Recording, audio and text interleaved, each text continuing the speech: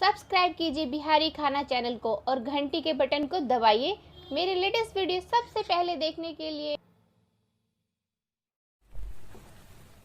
ये देखिए हलवा तैयार बा। किनारा किनारा देखिए घी छोड़े लागल, मतलब कि हमी के हलवा एकदम तैयार हो गई बा।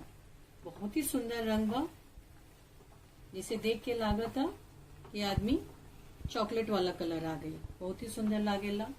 चॉकलेट पे याद पड़ल, हमारी बेटी जब छोट रहे स्कूल जाते रहे तो ओकरा बेसन के हलवा बहुत पसंद रहे और वो अपने से नाम रख ले रहे चॉकलेट वाला हलवा। अब देख के लागत है कि सचो में कि चॉकलेट वाला हलवा ही भाई।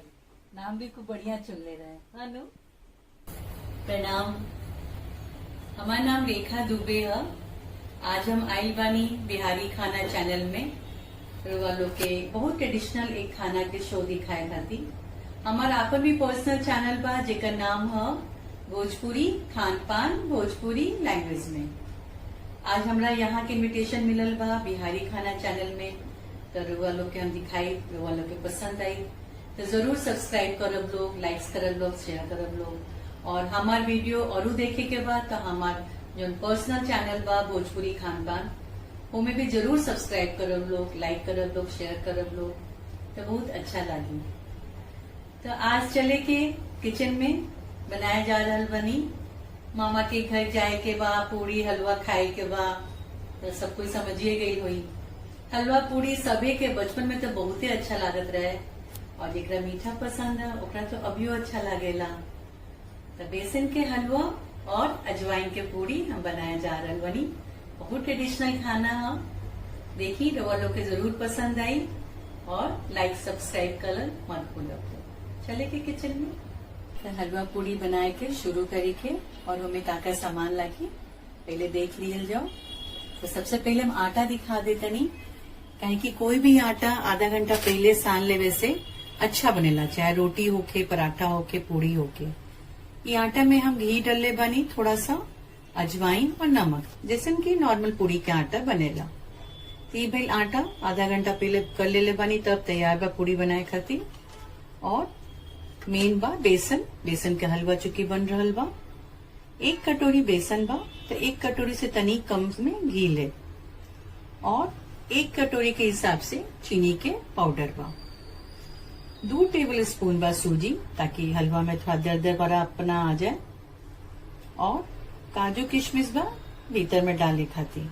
तो काजू किशमिश ऑप्शनल बा, जेकरा नहीं के पसंद नहीं हो डाल सकेला। और वो खुशबू खातिर, फ्लेवर खातिर केसर पानी में डाल के रख ले बानी करीब आधा घंटा पहले।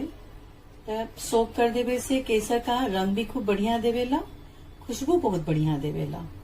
और ई बा साबुत काजू ऊपर से सजाए खातिर। इलायची पाउडर, छिलका सहित हम पाउडर कर ले बानी, जेकरा छिलका ना पसंद पड़े वो खाली इलायची के बीज के भी पाउडर कर सकेला। और वो पूरी छाने के तेल। तो गैस हम जलेले बनी 1 मिनट पहले, पैन गरम हो गई बा। अब आदमी घी डाल दिए में। घी हल्का सा गरम होते ही अभी सबसे पहले आदमी सूजी डाल ली। 2 टेबल स्पून सूजी रख ले बा, तो सूजी डाल के पहले हल्का सा भून ली। उसके बाद हमी के तुरंत बेसन डाल लेवे के।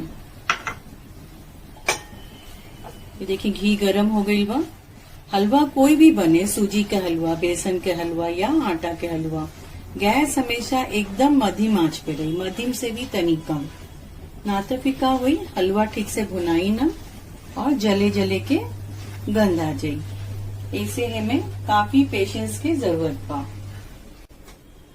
अब हमी के बेसन लेवे के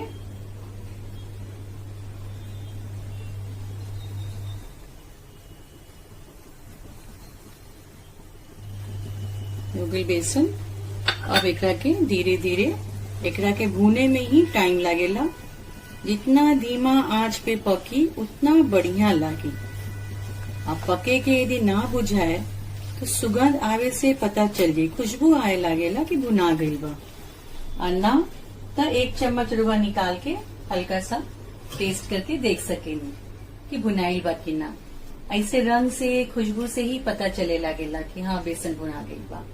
और एकरा के छोड़े के नहीं खे, एकरा के हल्का हल्का चलाते जाए के बा। देखिए एक रंग चेंज हो गई बा। कलर आए लागल बा भुनाए वाला, थोड़ा थोड़ा खुशबू भी आए लागल, पता चले लागल कि हलवा भुना रहल बा। तनी सारू भुनाई।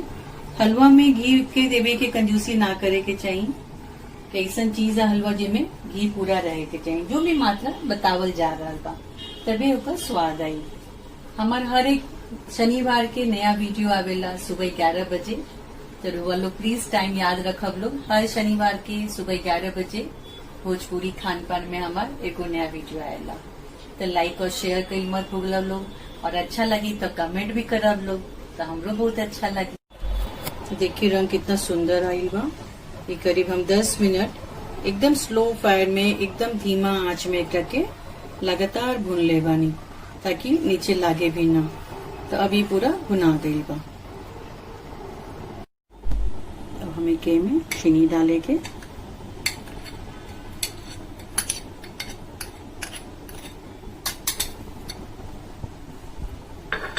एक बाद अभी केसर डाला जाए।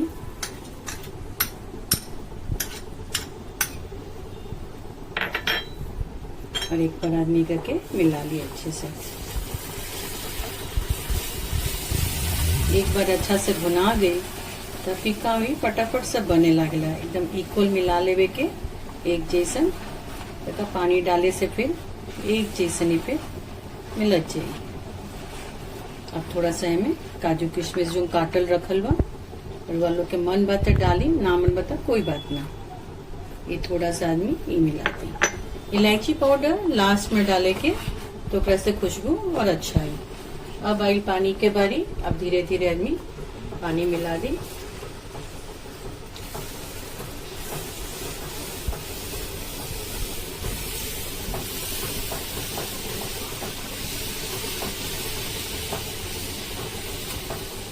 आधा लीटर से थोड़ा सा कम पानी बाई। रउआ लोग के दी लागे कि कम बा तो तनी ज्यादा कम हो सकेला। एकरा के अब अच्छे से मिला के मिलावट जाए के बाद सुखावट जाए के बाद, जब तक कि घी ना छोड़े लागे। घी छोड़े लागल मतलब कि हलवा रेडी बा। तो हम एकरा के तनी सुखा ले, तनी 5 मिनट लागी एकरा के सुखाए में। ये देखिए हलवा तैयार बा। किनारा किनारा देखिए घी छोड़े लागल, मतलब कि हमी के हलवा एकदम तैयार हो गई बा। बहुत ही सुंदर रंग बा। अब इलायची लास्ट आइटम बा, इलायची डाले के हलवा हमी के रेडी बा। फटाफट पूरी बना लेवे के, तो फिर हलवा पूरी बैठ के खाई जाये।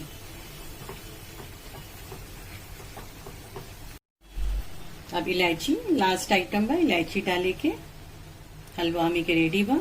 फटाफट पूरी बना लेवे के, तो फिर हलवा पूरी बैठ के खाई जाये। कढ़ाई में तेल गरम हो गई बा, और थोड़ा सा डाल के आदमी चेक कर ली। वैसे तो सबके पता ही रहेला, फिर भी हम बता देते नहीं।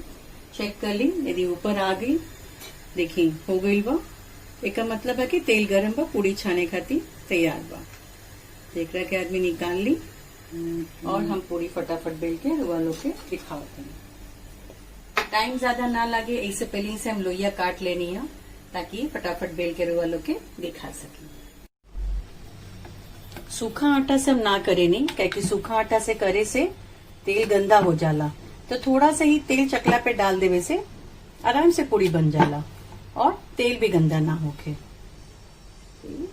पूरी डाल दी हल जाओ। देखिए कढ़ाई से ही तेल लेके थोड़ा सा तेल में ही आराम से पिघला चाहिए।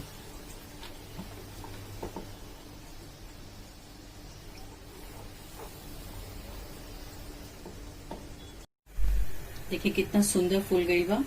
थोड़ा देर पहले आटा लगा देवे से कोई भी चीज बहुत बढ़िया बन जाला, पूरी होके, पराठा होके, रोटी होके। तो ये बहुत सुंदर फूल गई बा। पलटी कर दी हम जो, और जेकरा तनी कड़क लाल चाहिए वो तनी कड़क लाल कर दी। लेकिन पूरी खाए के भी सबके अपन अपन स्वाद होकेला, कोई हल्का रंग के खाएला, कोई कड़क खाएला, तो वो अपना हिसाब से वो लोग कर ले। तो देखिए पूरी भी तैयार हो गई बा, हलवा रेडी हो ही गई बा। तब बैठ के खाए के, कोरोना टाइम बा, मामा घर ते जा नहीं के सकत, तो सब कोई अपना अपना घर में हलवा पूरी खाए के। अब हम रहुआ के प्लेटिंग करके दिखा देते नहीं। तो देखिए कितना सुंदर लगा था प्लेटिंग के बाद हलवा पूरी। और हलवा बनाए में रहुआ लोग देखबे कहीं कि बहुत टाइम लग गई, और बनावत बनावत हमरा भूख लग गई तो हम अब खातनी। तो वह लोग देखी लो, हम खा के बताओ तनी कि कैसन बनल बा। ऐसे देख के तो लागत है कि बहुत बढ़िया बनल बा। रंग देखी कितना सुंदर आई, बस ही चॉकलेट जैसन रंग आए के चाहिए।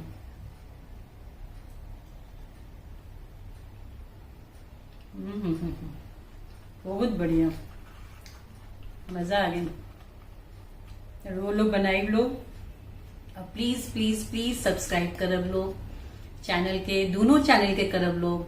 भोजपुरी खान पान और बिहारी खाना बहुत अच्छा लगी और बहुत बहुत धन्यवाद। ऐसे ही रुआ लोग के प्यार स्नेह और बड़ लोग के आशीर्वाद मिलत जाये। हमारे चैनल के जो लिंक बा वो डिस्क्रिप्शन बॉक्स में लिखल बा, तो रुआ लोग वहां भी देख के वहां से निकाल सकेनी। और अच्छा लगे तो जरूर सब्सक्राइब करो, शेयर करो, लिंक करो। धन्यवाद।